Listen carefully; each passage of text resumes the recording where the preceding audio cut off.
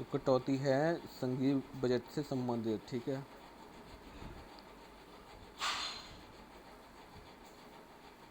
अब देखो, कटौती प्रस्ताव संघीय बजट से संबंधित है। कटौती प्रस्ताव केवल लोकसभा में पारित किया जाता है। राज्यसभा बजट पर चर्चा कर सकती है, परंतु अनुदान की मांगों पर मतदान नहीं कर सकती है। कटौती प्रस्ताव 3 प्रकार के होते हैं: नीति अनुमोदन कटौती, मितव्ययिता कटौती और सांकेतिक कटौती, ठीक है। लोकसभा का कार्यकाल कितनी बार 6 वर्ष तक बढ़ाया जाता है? एक बार।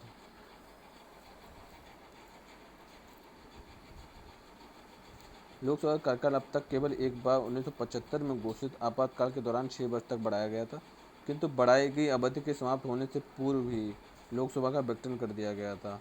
संविधान के अनुच्छेद 83 के अनुसार आपात घोषणा लागू होने की दशा में लोकसभा का कार्यकाल केवल एक बार में 1 वर्ष से अधिक नहीं बढ़ाया जाएगा। घोषणा की लागू न रहने की दशा में किसी प्रकार से उसका विस्तार 6 माह से अधिक नहीं होगा।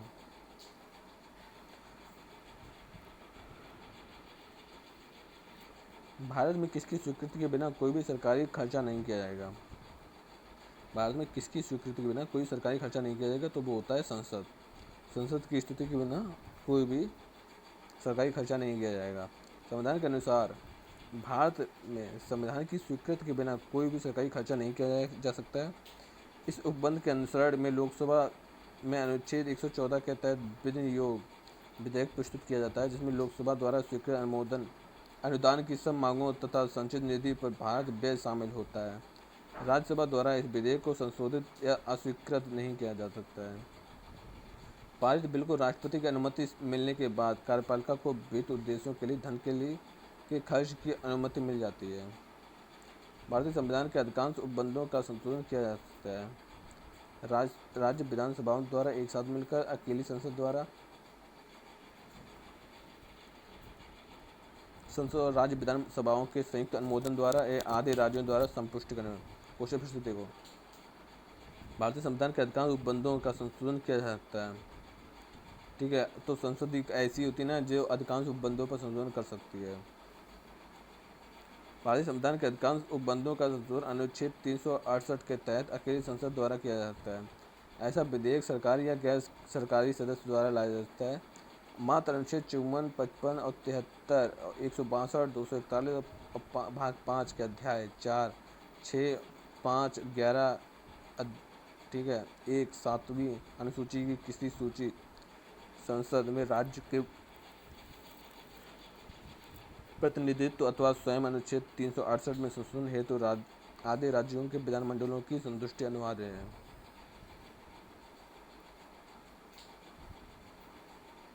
उन अवशिष्ट मामलों पर जिनका केंद्रीय राज्य समवर्ती सूचियों के में उल्लेख ना हो, कौन सी विधि निर्माण कर सकते हैं? यानी कि जिनका केंद्रीय राज्य और समवर्ती सूची में उल्लेख नहीं है, वे केवल संसद ही ऐसी चीज़ होती है ना जो उन पर मामले में सुनवाई या संशोधन कर सकते हैं। ऐसे अवशिष्ट मामले जिनका उल्लेख केंद्रीय सूची, राज्य सूची या समवर्ती सूची में नहीं है, उनमें विधि निर्माण की शक्ति संसद को प्राप्त है। अनुच्छेद 248 और संघ सूची की प्रविष्टि 97 के तहत अवशिष्ट मामलों पर विधि निर्माण की शक्ति संसद को सौंपी गई है। कौन सा अनुच्छेद संसद को राज्य सूची से के विषयों पर कानून बनाने का अधिकार देता है? कौन सा अनुच्छेद संसद को राज्य सूची के विषय में कानून बनाने का अधिकार देता है? तो है 249।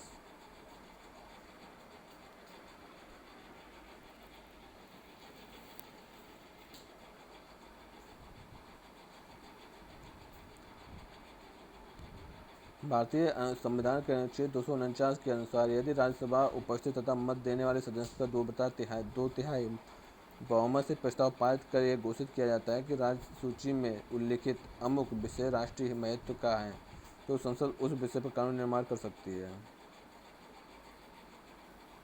यानी कि जो राज्य सूची के लिए 249। सांसदों का वेतन का निर्णय कौन करता है? संसद, राष्ट्रपति, केंद्रीय मंत्रिपरिषद या लोकसभा अध्यक्ष? तो संसद करेगी सांसदों के वेतन का निर्णय। दोनों सदनों के सदस्यों यानी जो सांसद होते हैं उनके वेतन का निर्धारण संसद स्वयं करती है। अनुच्छेद 106 के अंतर्गत इस संबंध में प्रावधान किया गया है। तदनुसार संसद सदस्यों का वेतन, भत्ते और पेंशन अधिनियम संसद द्वारा अधिनियमित किया गया है, जिसे समय समय पर संसद द्वारा संशोधित किया जाता रहा है। भारत के राष्ट्रपति संसद के दोनों सदनों को प्रथम सत्र के प्रारंभ में कब संबोधित करते हैं? भारत के राष्ट्रपति संसद के दोनों सदनों को प्रथम सत्र के प्रारंभ में कब संशोधित करते हैं? प्रतिवर्ष, लोकसभा के प्रत्येक आम चुनाव के बाद, या एक या दो, ना तो ए ना तो दो। तो इसका आंसर है सो, यानी कि प्रतिवर्ष करेगा। फिर से देखो, भारत के राष्ट्रपति संसद के दोनों सदनों को प्रथम सत्र के प्रारंभ में कब संबोधित करते हैं? ठीक है, संसद के दोनों सदनों को प्रथम सत्र के प्रारंभ में कब संबोधित करते हैं? प्रथम प्रतिवर्ष करते हैं, और लोकसभा के लिए प्रत्येक आम चुनाव की बात करते हैं। ठीक है, राष्ट्रपति संविधान के अनुच्छेद 87 के तहत लोकसभा के लिए प्रत्येक आम चुनाव के बाद तथा प्रत्येक वर्ष के प्रथम सत्र में के आरंभ में संसद के दोनों सदनों को एक साथ संबोधित करते हैं। ठीक है, राज्यसभा का उपसभापति किसे चुना जाता है? किसी व्यक्ति को जो राज्यसभा का सदस्य चुने जाने के लिए पात्र हो, किसी व्यक्ति को जो उस समय राज्यसभा का सदस्य हो, संसद के किसी सदस्य को राष्ट्रपति द्वारा राज्यसभा मनोनीत व्यक्ति को। तो इसमें ये सही है, किसी व्यक्ति को जो उस समय राज्यसभा का सदस्य हो। ठीक है, यानी कि राज्यसभा का उपसभापति राज्यसभा के सदस्यों में से एक होगा। ठीक है, कौन कहता है? 89 कहता है आर्टिकल, राज्यसभा का उपसभापति राज्यसभा द्वारा अपने सदस्यों में से चुना जाएगा। वह राज्यसभा का सदस्य बने रहने तक या अपने पद त्याग करने या राज्यसभा के ऐसे संकल्प द्वारा अपने पद से हटाए जाने तक जिसे राज्यसभा के सदस्यों ने बहुमत के साथ पास किया हो, पद धारण करता है। लोकसभा में निर्वाचित सदस्यों की अधिकतम संख्या कितनी होती है? लोकसभा में अधिकतम निर्वाचित सदस्य संख्या, ठीक है, 550 है। 81 के अनुसार लोकसभा में निर्वाचित सदस्यों की संख्या अधिकतम 550 होती है। 530 अनाधिकृत सदस्य राज्यों में प्रादेशिक निर्वाचन क्षेत्रों में से तब 20 से अनाधिकृत सदस्य संघ राज्य क्षेत्रों में निर्वाचित हो सकते हैं। वर्तमान में राज्यों से लोकसभा के लिए 530 सदस्य और संघ राज्य क्षेत्रों से 13 सदस्य निर्वाचित होते हैं। इनके अतिरिक्त 2 सदस्य आंग्ल भारतीय समुदाय से राष्ट्रपति द्वारा मनोनीत किए जाते हैं यदि उनका पर्याप्त प्रतिनिधित्व नहीं है तो। भारतीय संसद का जनता द्वारा निर्वाचन सदन में निम्न में से कौन सा है? लोकसभा, इसको ही पब्लिक, ठीक है, सभा बोलते हैं या पीपल। ठीक है, भारतीय संविधान राष्ट्रपति, लोकसभा और राज्यसभा से मिलकर बना है। इसमें लोकसभा के सदस्य जनता द्वारा पृथक निर्वाचित होते हैं। गैर धन विधेयक के संसद के हर सदन में कितने वाचन होते हैं? गैर धन विधेयक के, तो इसके होते हैं 3 वाचन। गैर धन विधेयक के संसद के हर सदन, लोकसभा, राज्यसभा, ठीक है, में 3 वाचन होते हैं। प्रथम वाचन विधेयक पेश करने के लिए साथ अनुमति लेने से संबंधित है। द्वितीय वाचन में उसकी विस्तृत एवं बारीकी से जांच होती है, और तृतीय वाचन में यदि कोई संशोधन होता है तो उसे स्वीकृत कर विधेयक का अंग बना दिया जाता है।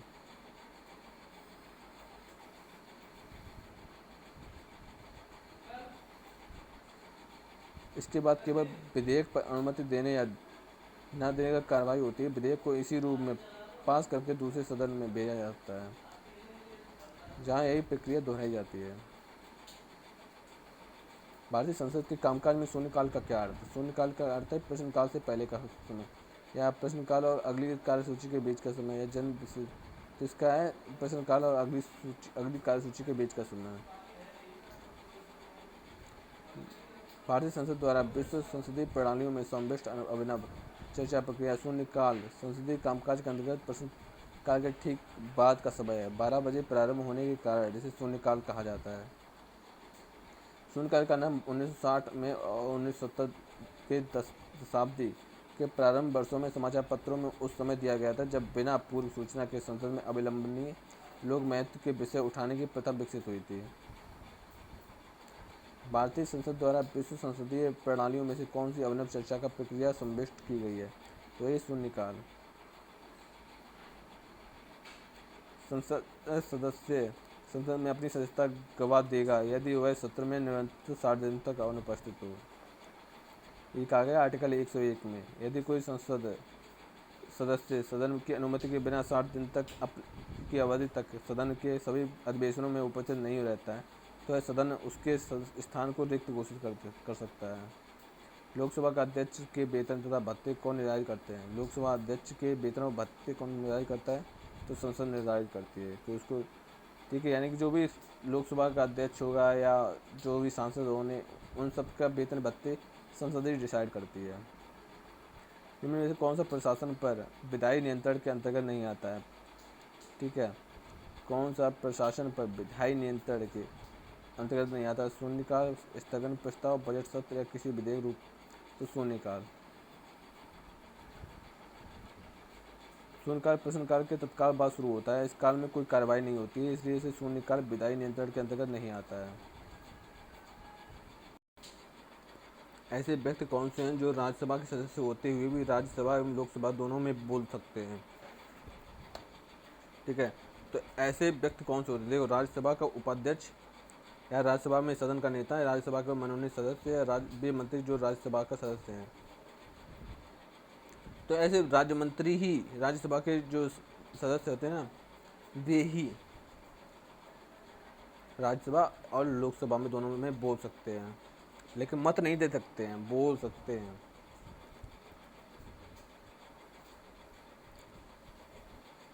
राज्यसभा के वे सदस्य जो मंत्रिमंडल में शामिल होते हैं उन्हें राज्यसभा तथा लोकसभा दोनों में बोलने का अधिकार है संविधान के अनुच्छेद 88 के तहत। राष्ट्रीय कोष का अभिरक्षक कौन सा अंग माना जाता है? राष्ट्रीय कोष का जो ठीक है उसका अभिरक्षक कौन सा अंग माना जाता है? कार्यपालिका, न्यायपालिका, विधानमंडल या सिविल कर्मचारी? तो विधानमंडल है राष्ट्रीय कोष का अभिरक्षक।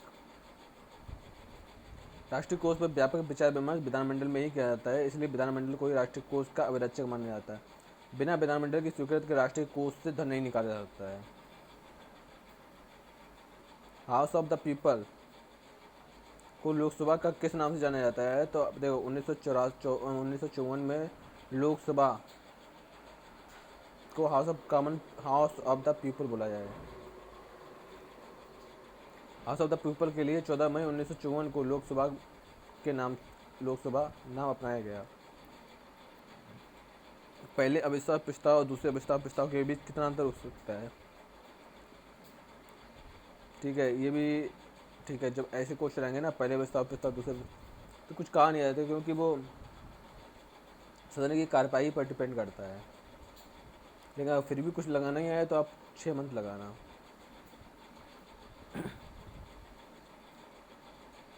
लोकसभा के नियमों के अधीन मंत्रिपरिषद के प्रति अविश्वास प्रस्ताव एक ही सत्र में एक से अधिक बार नहीं लाया जा सकता है, परंतु यह 2 सत्रों के बीच की अवधि पर निर्भर करता है। 2 सत्रों के मध्य अधिकतम 6 माह का अंतराल हो सकता है, परंतु यह अधिक अंतराल कम भी हो सकता है, जैसा कि सामान्यतः होता है।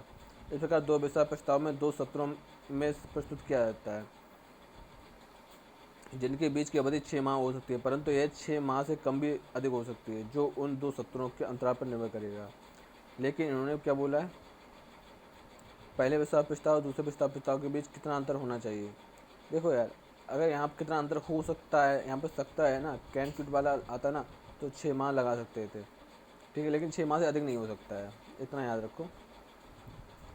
संसद और संविधान साधन नहीं है। संसद और संविधान साधन नहीं है। विधिक न्याय, राजनीतिक न्याय, आर्थिक न्याय या सामाजिक न्याय? तो विधिक न्याय, ठीक है। संसद और संविधान साधन नहीं है, ठीक है, विधिक न्याय नहीं है। भारतीय लोकतांत्रिक प्रणाली में लिखित संविधान में एवं जनप्रतिनिधियों के निर्वाचन संसद की व्यवस्था देश के नागरिकों को सामाजिक, आर्थिक और राजनीतिक न्याय प्रदान करने के मूल उद्देश्य के साथ की गई है। स्वयं संविधान की उद्देशिका में यह तत्व उल्लेखित है, जबकि नागरिकों को विधिक न्याय उपलब्ध कराने का कार्य स्वतंत्र न्यायपालिका को सौंपा गया है। भारत के प्रधानमंत्री का निम्नलिखित में कौन सा कालानुक्रम सही है? देखो, जवाहरलाल नेहरू प्रथम प्राइम मिनिस्टर, उसके बाद इनकी बिटिया यानी कि फर्स्ट, सेकेंड, उसके बाद थर्ड मोरारजी देसाई, उसके बाद फोर्थ है चरण सिंह। तो कौन सा होगा? यानी कि सेकेंड, 2 1 3 4, 2 1 3 4, ये सही है।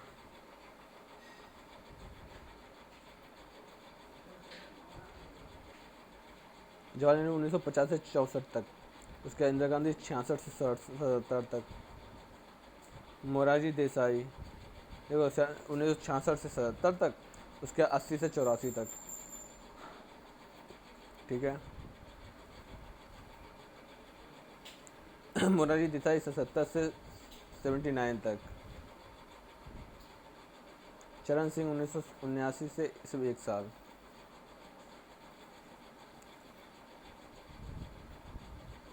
वह प्रधानमंत्री कौन है जिन्होंने अपने कार्यकाल के दौरान संसद के अधिवेशन सत्र में भाग नहीं लिया?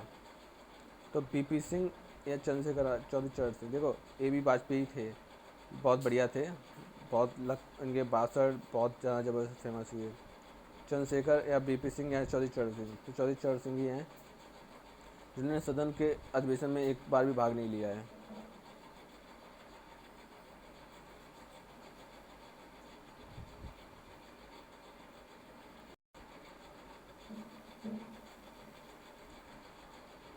चौधरी चरण सिंह ने अपने पूरे कार्यकाल में 18 जुलाई 1979 से 14 जनवरी 1980 के दौरान, ठीक है, संसद के अधिवेशन सत्र में भाग नहीं लिया। वर्ष 2001 में अंगीकृत की गई लोकसभा के सदस्यों के लिए आचरण संहिता का उद्देश्य है। 2001 में जो अंगीकरण की गई लोकसभा के सदस्यों के लिए आचरण संहिता का उद्देश्य है कार्यवाही रोकने के लिए सदन में बेल में प्रवेश करने पर रोक, सदन में नारे नहीं लगाना, उस समय बात नहीं करना जब अध्यक्ष खड़े हों, और अनुपस्थिति को बढ़ावा नहीं देना। तो ये है कार्रवाई रोकने के लिए सदन में बेल में प्रवेश करने पर रोक।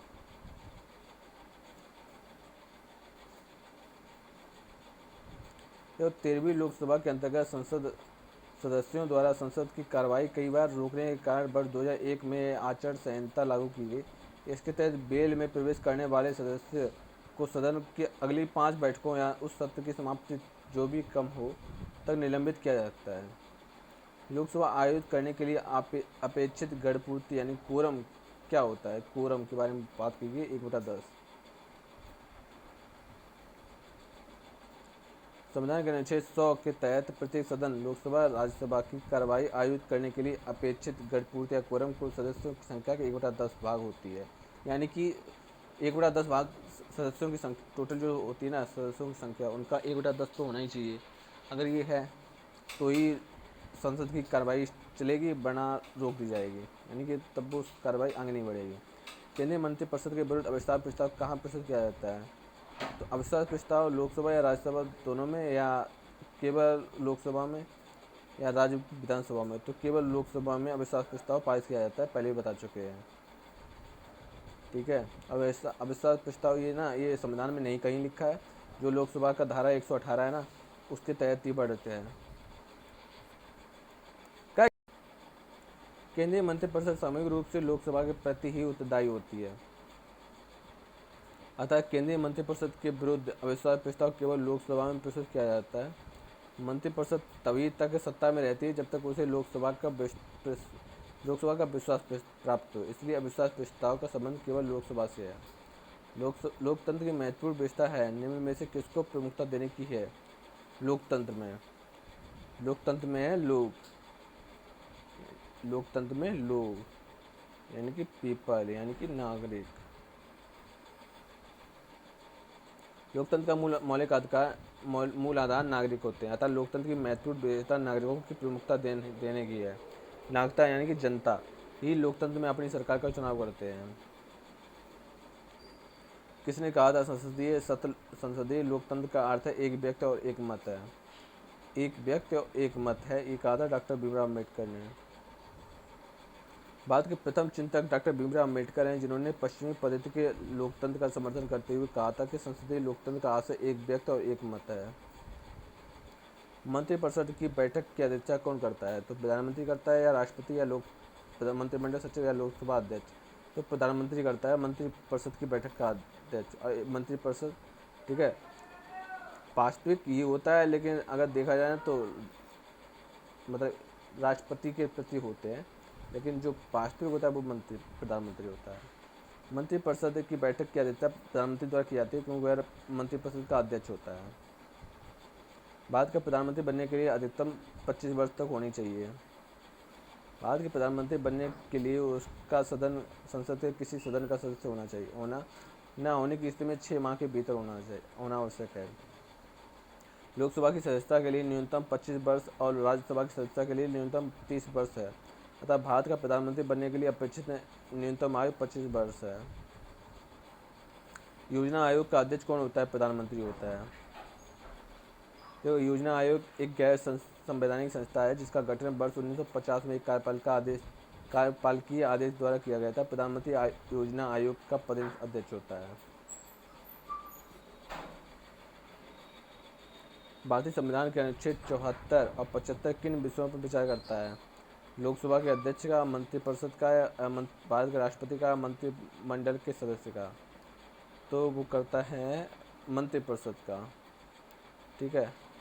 भारतीय संविधान के अनुच्छेद 74 के तहत राष्ट्रपति को सलाह एवं सहायता देने के लिए मंत्रिपरिषद का उपबंध है और अनुच्छेद 75 में प्रधानमंत्री एवं मंत्रियों की नियुक्ति एवं उत्तरदायित्व संबंधी उपबंध है।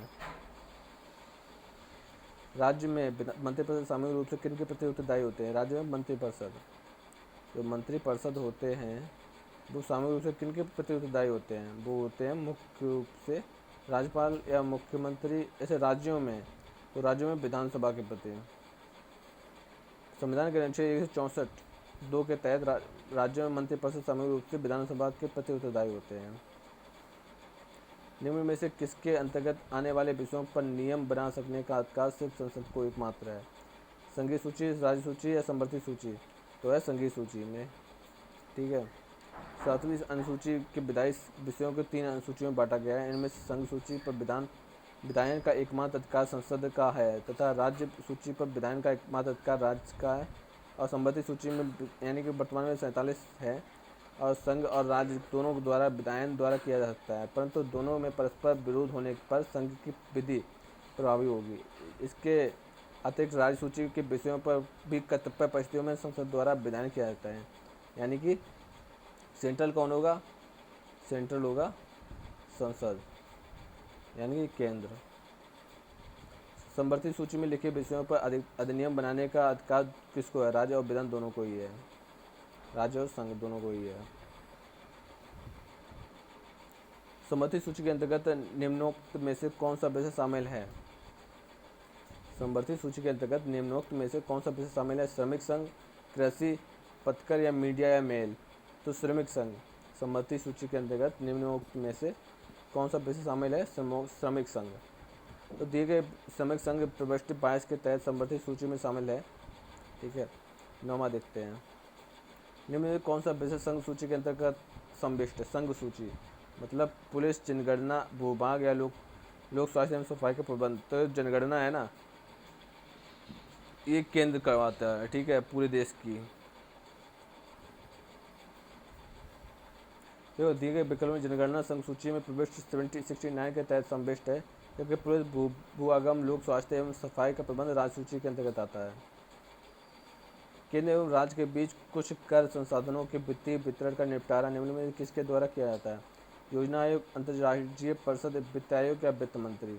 तो वित्त आयोग के द्वारा कुछ जो होते हैं टैक्स, उनके वित्तीय वितरण का निपटारा करता है वित्त आयोग। केंद्र और राज्य के बीच कुछ कर संसाधनों के वित्तीय वितरण का निपटारा वित्त आयोग के द्वारा किया जाता है। एक संवैधानिक निकाय है। इसका गठन प्रत्येक 5 वर्ष में राष्ट्रपति द्वारा संविधान के अनुच्छेद 280 के अंतर्गत किया जाता है। भारत में अवशिष्ट शक्तियाँ निहित हैं। केंद्रीय सरकार में, राज्य सरकार में, केंद्र सरकार, राज्य सरकार दोनों में या स्थानीय शासन में? तो केंद्रीय सरकार में है। यानी कि जो भी एक्स्ट्रा अवशिष्ट शक्तियाँ हैं ना, जो जिनका कभी कभी ऐसा होता है कि बहुत सारे विषय केंद्र सूची, राज्य सूची और संवर्धित सूची में नहीं लिखे जाते हैं, तो अगर ऐसी सूची है ना तो वो सब केंद्र सूची में जाएगा, यानी कि संघ सूची में। बाद में अवशिष्ट शक्तियाँ केंद्रीय सरकार में निहित होती हैं। संविधान के अनुच्छेद 248 के अनुसार अवशिष्ट शक्तियाँ अथवा ऐसे विषय जो संघ और राज्य और संबंधित सूची में शामिल नहीं है, विधि बनाने की शक्ति संघीय विधानमंडल में निहित होगी। संसदीय प्रकार की सरकार है। संसदीय प्रकार की सरकार वह बराबर बालों में पहला होता है। वह कौन है? राष्ट्रपति, प्रधानमंत्री, विपक्ष का नेता, निश्चित संसदीय प्रकार की एक सरकार है। वह बराबर बालों में पहला होता है, तो होता है प्रधानमंत्री। संसदीय सरकार में प्रधानमंत्री बराबर बालों में पहला होता है। हालांकि प्रधानमंत्री का चयन बहुमत दल वाले सांसद करते हैं, किंतु मंत्रिपरिषद का चयन वह स्वयं करता है। कैबिनेट में सहयोगी मंत्रियों के परामर्श पर प्रधानमंत्री निर्णय लेता है कि इसलिए लॉर्ड मार्ले ने प्रधानमंत्री को समकक्षों में प्रथम कहा है। यानी ये बात किसने कहा है? लॉर्ड मार्ले ने प्रमुखों में प्रथम। भारत में प्रधानमंत्री तब तक अपने पद पर रहता है जब तक उसे प्राप्त है सशस्त्र बलों का समर्थन, राज्यसभा का विश्वास, लोकसभा का विश्वास या जनता का समर्थन। तो है लोकसभा का विश्वास। ठीक है। प्रधानमंत्री मंत्रिपरिषद का अध्यक्ष होता है। तब मंत्रिपरिषद संविधान के अनुच्छेद 75 के तहत लोकसभा के प्रति उत्तरदायी होती है। यानी देखो, प्रधानमंत्री मंत्रिपरिषद के और मंत्रिपरिषद लोकसभा अध्यक्ष के प्रति उत्तरदायी है। लोकसभा में मंत्रिपरिषद के विरुद्ध अविश्वास प्रस्ताव पारित होने पर प्रधानमंत्री सहित मंत्रिपरिषद को पदत्याग करना पड़ेगा। भारत के प्रधानमंत्री का कार्यकाल कितना होता है? लोकसभा के कार्यकाल के साथ, राष्ट्रपति के कार्यकाल के साथ, जब तक उसे लोकसभा का बहुमत समर्थन प्राप्त है। तो यही है, जब तक उसको लोकसभा का बहुमत समर्थन प्राप्त है तब तक वो अपना कार्यकाल जारी रख सकता है। किसकी बात हो रही है? प्रधानमंत्री की। किस आयोग की अनुशंसा के आधार पर पंजाब पुनर्गठन अधिनियम पंजाब और हरियाणा के राज्य गठित किए गए थे? दर आयोग, दास आयोग, शाह आयोग या महाजनी आयोग? तो शाह आयोग है, जिसमें पंजाब, क्वेश्चन देखो, किस आयोग की अनुशंसा के आधार पर पंजाब पुनर्गठन अधिनियम पंजाब तथा हरियाणा के राज्य गठित किए गए थे? तो शाह आयोग के द्वारा। शाह आयोग की अनुशंसा के आधार पर पंजाब पुनर्गठन अधिनियम और पंजाब और हरियाणा के राज्य गठित किए गए थे। सरदार हुकुम सिंह संसदीय समिति के संस्तुति पर केंद्र सरकार द्वारा अप्रैल 1966 में न्यायमूर्ति JC शाह की अध्यक्षता में शाह आयोग का गठन किया गया, जिसके अनुशंसा के आधार पर पंजाब पुनर्गठन अधिनियम 1966 में पारित 1 नवंबर 1966 को पंजाब से पृथक कर हरियाणा राज्य का पुनर्गठन किया गया। साथ ही पंजाब राज्य में पहाड़ी क्षेत्रों का तत्कालीन संघीय क्षेत्र हिमाचल प्रदेश को स्थानांतरित कर दिया गया। ठीक है, यानी कि 66 में देखो, आधा कुछ भाग हिमाचल प्रदेश में चला गया और कुछ भाग हरियाणा में। ठीक है। सरकारी आयोग का गठन किस विषय पर रिपोर्ट देने के लिए किया गया है? सरकारी कर्मचारियों के लिए नए वेतननामा, केंद्र राज्य संबंध, राज्य राम जन्मभूमि, बाबरी मस्जिद विवाद, कावेरी विवाद। देखो, सरकारी आयोग, ठीक है, केंद्र राज्य संबंध के बीच है। सरकारी आयोग का गठन 1983 में केंद्र राज्य संबंधों के विचार हेतु किया गया है, जिसमें वर्ष 1987 में अपनी रिपोर्ट सौंपी थी। वह प्रधानमंत्री कौन था जिसे संसद ने मतदान द्वारा अपदस्थ कर दिया गया? तो BP सिंह हैं, जिनको मतदान द्वारा अपदस्थ कर दिया गया, यानी कि अपने पद से हटा दिया गया। BP सिंह ऐसे प्रधानमंत्री थे जिन्होंने संसद ने मतदान द्वारा अपदस्थ कर दिया था। भारत में प्रधानमंत्री निम्न में से किसकी प्रक्रिया से बनाया जाता है? निर्वाचन, नियुक्ति या मनोनयन या चयन? भारत का प्रधानमंत्री निम्न में से नियुक्ति करता है, प्रधानमंत्री की नियुक्ति होती है। ठीक है। निर्वाचन तो मंत्रिपरिषद का होता है, यानी कि जो भी, ठीक है, सांसद होते हैं वो वोट देते हैं। ठीक है। फिर प्रधानमंत्री होता है, फिर प्रधानमंत्री लोग मंत्रिपरिषद का निर्माण करता है। संविधान के अनुच्छेद 75 के तहत प्रधानमंत्री की नियुक्ति राष्ट्रपति द्वारा की जाती है। अन्य मंत्रियों को राष्ट्रपति प्रधानमंत्री की सहायता से नियुक्त करता है। यह राष्ट्रपति के विवेकाधीन है कि वह किसी प्रधानमंत्री नियुक्त करे, परंतु लोकसभा में उसे बहुमत प्राप्त करना तथा संसद के किसी सदस्य का सदस्य न होने की स्थिति में 6 माह के भीतर सदस्य बनना अनिवार्य है, अन्यथा उसे पद छोड़ना होगा। निम्नलिखित में से कौन सा कर संविधान द्वारा केवल पूर्णतः केंद्र सरकार को सौंपा गया है? संपदा कर, बिक्री कर, रेलवे से किराया तथा भाड़े का कर, निगम कर। देखो, कौन सा कर संविधान द्वारा केवल पूर्णतः केंद्र सरकार को सौंपा गया है? तो वो है निगम कर, कारपोरेट टैक्स। प्रश्नकाल में संविधान द्वारा निगम कर केवल पूर्णतः केंद्र सरकार को सौंपा गया है। निम्नलिखित में से कौन सा भारतीय संचय निधि पर भारतीय व्यय नहीं है? भारतीय संचय निधि पर भारतीय व्यय नहीं। पंचवर्षीय योजनाओं पर व्यय, संघ लोक सेवा आयोग के अध्यक्ष, उच्चतम न्यायालय के न्यायाधीशों पर व्यय, भारत सरकार में ऋण प्रभार। तो पंचवर्षीय योजनाओं पर व्यय। संविधान के अनुच्छेद 112 के अनुसार निम्नलिखित व्यय भारत की संचय निधि पर भारित व्यय है। राष्ट्रपति के वेतन भत्ते एवं उसके पद से संबंधित अन्य व्यय, राज्यसभा और लोकसभा के अध्यक्षों एवं उपाध्यक्षों के वेतन भत्ते, ऐसे ऋण भार जिनका दायित्व भारत सरकार पर है, उच्चतम न्यायालय के न्यायाधीशों के वेतन भत्ते व पेंशन, फेडरल न्यायालय के न्यायाधीशों की पेंशन, उच्च न्यायालय के न्यायाधीशों की पेंशन, नियंत्रक मालिका परीक्षक के वेतन भत्ते एवं पेंशन, किसी न्यायालय या मध्यस्थता अधिकरण के निर्णय की तुष्टि।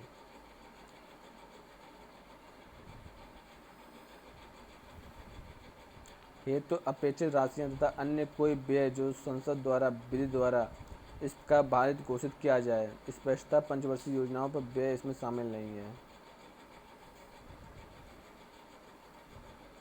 किसी उच्च न्यायालय के न्यायाधीशों की पेंशन प्रवाहित की जाती है। राज्य की लोक सेवा लेखा लोक लेखा को भारत की संचित नीति को, भारत की लोक लेखा को भारत राज्य की संचित नीति को, तो भारत की संचित नीति को प्रसारित की जाती है।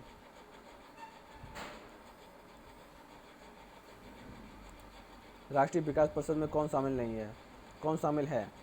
केंद्रीय विधानमंडल के सभी सदस्य, सभी राज्यों के मुख्यमंत्री, सभी राज्यों और केंद्र के मंत्रिपरिषद, संसदीय प्राधिकरण समिति के अध्यक्ष के सदस्य।